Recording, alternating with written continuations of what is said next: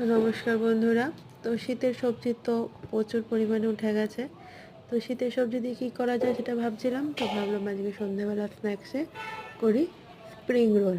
শুধু স্প্রিং রোলে একটু সামান্য চিকেনও দিয়েছিলাম। তো সবজির মধ্যে ছিল একটু গ্রেট করা আলু, ছিল পেঁয়াজ কুচি, ছিল ক্যাপসিকাম কুচি, গাজর কুচি, ছিল পেঁয়াজ কলি কুচি, আর ছিল কাঁচা লঙ্কা রসুন কুচি করে।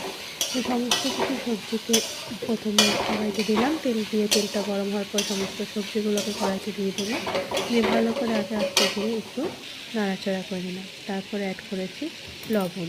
লবণ দেওয়ার পর সবজিগুলোকে একটুখানি ভালো করে নাড়াচাড়া করে কিছুক্ষণ ঢেকে রেখে দিয়েছি। সেই সবজি থেকে যে জলটা বেরোবে তাতে সবজিটা আস্তে আস্তে সিদ্ধ হবে। আর দিয়েছিলাম এক টুকরো চিকেন, সেটাকে একটুখানি মিক্সি গ্রাইন্ড করে নিয়েছি, নিয়ে সেটাকে মিশিয়ে দিয়েছি। সেটাকে দেওয়ার পর ভালো করে 5-10 মিনিট ভালো করে নাড়াচাড়া করে এটাকে একটুখানি করে রেখে দিলাম, যাতে চিকেনটা ভালো করে সুন্দরভাবে সিদ্ধ হয়ে যায়।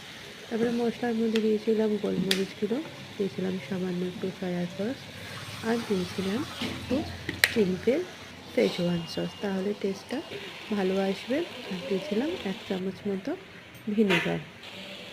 দিয়ে সমস্ত সবজিগুলোকে ভালো করে আস্তে ধীরে মিশিয়ে নিতে হবে। মিশিয়ে নিলে সবজিটা খুবই সুন্দরভাবে যখন কষে যাবে, তারপরে সবজিগুলোকে একটা পাত্রে নামিয়ে নেব। মোটামুটি 10-15 মিনিট ভালো করে নাড়ালেই সবজিগুলো রেডি হয়ে যাবে। কিন্তু নামানোর আগে দিয়ে দেবো একটু ফ্রেশ ধনে পাতা, তাহলে টেস্টটা খুব ভালো আসবে। এই যে আমার সমস্ত রকম সবজিগুলো রেডি হয়ে গেছে। আর তারপরে আটা, ময়দা, সামান্য চিনি, একটু লবণ, আর একটু বেকিং সোডা দিয়ে, আর সামান্য সাদা তেল দিয়ে ভালো করে আটা ময়দার মিশ্রণটাকে মেখে নেব। মেখে নেওয়ার পর সমস্ত মোটামুটি 5-6টা মতো ছোটো ছোটো গোল্লা করে বেলে নিয়ে তাওয়াতে জাস্ট হালকা গরম হলে তাওয়াটা সবগুলোকে একটু হালকা করে উল্টে পাল্টে সেঁকে নেবো।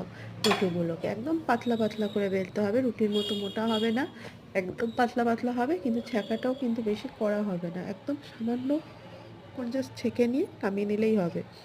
তারপরে একে একে প্রত্যেকটার মধ্যে পুর ভরে আমি 4-5 থেকে ভালো করে রোল করে নিলাম। নিয়ে এবার একে একে এগুলোকে কড়াইতে ভেজে নিচ্ছি। বেশ লাল লাল করে ভাজতে হবে, না হলে ভিতরটা কিন্তু কাঁচা থেকে যাবে। একটুখানি লাল লাল করে ভাজলে পুরো জিনিসটা ভালো করে সুন্দর করে ফ্রাই হবে। ব্যাস রেডি। এবার আমি সার্ভ করে দিচ্ছি।